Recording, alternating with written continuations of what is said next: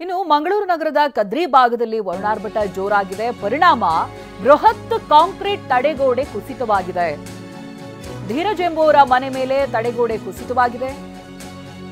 ಅಡುಗೆ ಕೋಣೆಯ ಗೋಡೆ ಸಂಪೂರ್ಣವಾಗಿ ಕುಸಿದಿದೆ. ಮನೆಯ ಹಿಂಭಾಗದಲ್ಲಿ ಗುಡ್ಡದ ಮಣ್ಣು ಕುಸಿತಾ ಇದೆ. ಯಾವುದೇ ಕ್ಷಣದಲ್ಲಿ ಸಂಪೂರ್ಣ ಮನೆ ಕುಸಿಯುವಂತ ಭೀತಿ ಎದುರಾಗಿದೆ. ಗಮನಿಸಬಹುದು ಆ ಮನೆಯ ಸ್ಥಿತಿ ಯಾವ ರೀತಿಯಾಗಿದೆ ಅಂತ. ಇದು ಕಿಚನ್ ಈ ಏರಿಯಾ. ನಮ್ಮ ಪ್ರತಿನಿಧಿ ಅಶೋಕ್ ಈ ಪರಿಸ್ಥಿತಿಯನ್ನು ವಿವರಿಸಿದ್ದಾರೆ, ವರದಿ ಕೊಟ್ಟಿದ್ದಾರೆ. ಬನ್ನಿ ನೋಡೋಣ. ಮಂಗಳೂರಿನಲ್ಲಿ ಕಳೆದೆರಡು ದಿನಗಳಿಂದ ಸುರಿಯುತ್ತಿರತಕ್ಕಂಥ ಭಾರಿ ಮಳೆಗೆ ಸಾಕಷ್ಟು ಅನಾಹುತಗಳು ಸಂಭವಿಸಿದೆ. ಮಂಗಳೂರಿನ ಕದ್ರಿ ಬಳಿ ಮನೆ ಹಿಂಭಾಗದ ದರೆ ಕುಸಿದು ಒಂದು ಮನೆ ಅಪಾಯದ ಸ್ಥಿತಿಯಲ್ಲಿದೆ. ನಾನೀಗ ಅದೇ ಒಂದು ಸ್ಥಳದಲ್ಲಿದ್ದೇನೆ. ಗಮನಿಸಬಹುದು, ಇದು ಮಂಗಳೂರಿನ ಕದ್ರಿ ಎನ್ನುವಂಥ ಪ್ರದೇಶ. ಇಲ್ಲಿ ಗಮನಿಸಬಹುದು, ಇಲ್ಲಿ ಒಂದು ಏನು ಸೈಡ್ ವಾಲ್ ಸಂಪೂರ್ಣವಾಗಿ ಕುಸಿದು ಹೋಗಿರುವಂಥದ್ದು.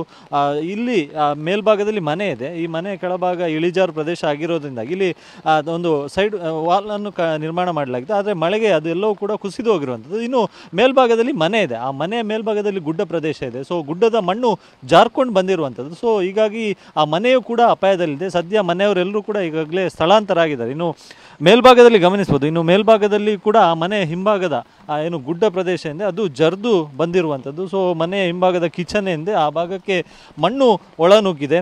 ಸೊ ಘಟನೆ ಆಗುವ ವೇಳೆ ಇಲ್ಲಿ ಮನೆಯವರು ಯಾರು ಕೂಡ ಇರಲಿಲ್ಲ, ಹೊರಗೆ ಹೋಗಿದ್ರು. ಸೊ ಮನೆಗೆ ಬಂದು ನೋಡುವಂಥ ಸಂದರ್ಭದಲ್ಲಿ ಈ ರೀತಿ ಅವಘಡ ಆಗಿರೋದು ಗೊತ್ತಾಗಿದೆ. ಇನ್ನು ಈ ವಿಚಾರದ ಕುರಿತಂತೆ ಮಾತನಾಡೋದಕ್ಕೆ ಇದೀಗ ಈ ಮನೆಯವರಿದ್ದಾರೆ, ಅವರು ಮಾತಾಡ್ತೇನೆ. ಸರ್, ಯಾವಾಗ ಈ ಘಟನೆ ಆಗಿದೆ ಮತ್ತು ಏನೇನು ಹಾನಿಯಾಗಿದೆ? ಹಾನಿ ಅದೇ ಅಡಿಗೆ ಕೋಣೆಗೆ ಫುಲ್ ಹಾನಿಯಾಗಿದೆ. ಮೊನ್ನೆ ನಾವು ಮನೆಯಲ್ಲಿ ಇರುವುದಿಲ್ಲ, ಕೆಲಸಕ್ಕೆ ಹೋಗ್ತೇವೆ. ಮನೆಯ ಪಕ್ಕದವ್ರು ಫೋನ್ ಮಾಡಿ ಬಂದು ನೋಡುವಾಗ ಈ ರೀತಿ ಆಗಿದೆ.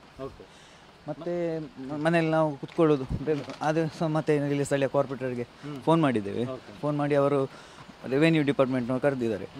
ಅವರು ಬಂದು ನೋಡಿ ಅಲ್ಲಿ ಕರೆಂಟ್ ಇದು ಬಾಕ್ಸಿಗೆ ಅದು ಬಿದ್ದಿದೆ. ಅಲ್ಲಿ ಕರೆಂಟ್ ಇತ್ತಂತೇಳಿ ಅದನ್ನು ಮತ್ತು ಕೆ ಬಿ ಅವರು ಕಟ್ ಮಾಡಿ ನಾಳೆ ಬರ್ತೀನಿ ಅಂತ ಹೇಳಿ ಹೋಗಿದ್ದವರು ಇನ್ನೂ ಸಹ ಬರಲಿಲ್ಲ ಕಟ್ ಮಾಡಲಿಕ್ಕೆ. ಮತ್ತು ಮನೇಲಿ ಒಟ್ಟು ನೀವು ಎಷ್ಟು ಜನ ಇತ್ತು? 4 ಮಂದಿ. ತಂದೆ ಹಾಸ್ಪಿಟಲಲ್ಲಿದ್ದಾರೆ, 1 ತಿಂಗಳಾಯಿತು ಹಾಸ್ಪಿಟಲ್.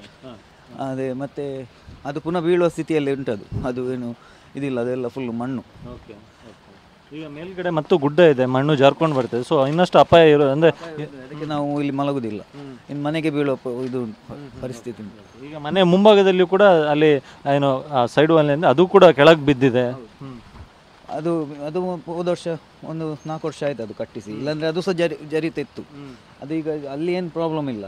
ಇದು ಮತ್ತೆ ಇಲ್ಲಿ ಇದು ಮೊನ್ನೆ ಸ್ವಲ್ಪ ಇದಿತ್ತು, ಪುನಃ ಇದಾಗಿದೆ, ಅದು ಬೀಳೋ ಇದ್ರ ಕೋರ್ಸಿಗೆ. ಈಗ ಮುಂದೆ ಹೇಗೆ, ಮುಂದೆ ಎಲ್ಲಿ ವಾಸ ಮಾಡ್ತೀರಿ, ಏನು ಮುಂದೆ ನೋಡಬೇಕು. ಇಲ್ಲಿ ಅವರು ಸರ್ಕಾರ ಏನಾದರೂ ಮಾಡಿಕೊಟ್ರೆ ಇದು ಮಾಡ್ಬೋದು, ಇಲ್ಲಾಂದರೆ ಬಾಡಿಗೆ ಮನೆಯಲ್ಲಿ ಕೂತ್ಕೊಳ್ಬೇಕು ಅಂತ. ಅಧಿಕಾರಿಗಳು ಏನೋ ಹೇಳಿದ್ದಾರೆ ಅಂದರೆ ಬಾಡಿಗೆ ಕೊಡ್ತೇವೆ ನೀವು? ಏನು ಹೇಳಿಲ್ಲ, ಅದು ಏನು ಹೇಳಿಲ್ಲ. Thank you sir. ಇದಿಷ್ಟು ಇಲ್ಲಿನ ಮನೆಯವರು ಹೇಳುವಂಥ ಮಾತು. ಯಾಕಂತ ಹೇಳಿದ್ರೆ ಅವರು ಈ ಇನ್ಸಿಡೆಂಟ್ ಆಗೋ ಟೈಮಲ್ಲಿ ಮನೆಯಲ್ಲಿ ಇರಲಿಲ್ಲ. ಹಾಗಾಗಿ ಹಿಂಭಾಗದಲ್ಲಿ ಆ ಕಿಚನ್ನ ಒಳಗೆ ಅಲ್ಲಿ ಕಲ್ಲು ಮಿಶ್ರಿತ ಮಣ್ಣು ಬಿದ್ದಿರುವಂಥದ್ದು. ಸದ್ಯ ಇವರು ಬಾಡಿಗೆ ಮನೆಗೆ ಹೋಗಿದ್ದಾರೆ, ಹೀಗಾಗಿ ಇಲ್ಲಿ ಕರೆಂಟ್ ಕೂಡ ಇರೋದಿಲ್ಲ. ಸೊ ಸದ್ಯ ಅಧಿಕಾರಿಗಳು ನಮಗೆ ಏನು ಭರವಸೆಯನ್ನು ನೋಡಬೇಕು ಮತ್ತು ನಮಗೆ ಮುಂದಿನ ದಿನಗಳಲ್ಲಿ ಜೀವನ ನಡೆಸೋದಕ್ಕೆ ಅವಕಾಶವನ್ನು ಮಾಡಿಕೊಡ್ಬೇಕು ಮತ್ತು ಆ ನಿಟ್ಟಿನಲ್ಲಿ ನಮಗೆ ಹೆಲ್ಪ್ ಮಾಡಬೇಕೆನ್ನುವಂಥ ನಿಟ್ಟಿನಲ್ಲಿ ಅವರು ಕೂಡ ಮಾತನ್ನು ಆಡಿರುವಂಥದ್ದು. ಕ್ಯಾಮ್ರಾ ಪರ್ಸನ್ ರಾಜೇಶ್ ಜೊತೆ ಅಶೋಕ್, TV9 ಮಂಗಳೂರು.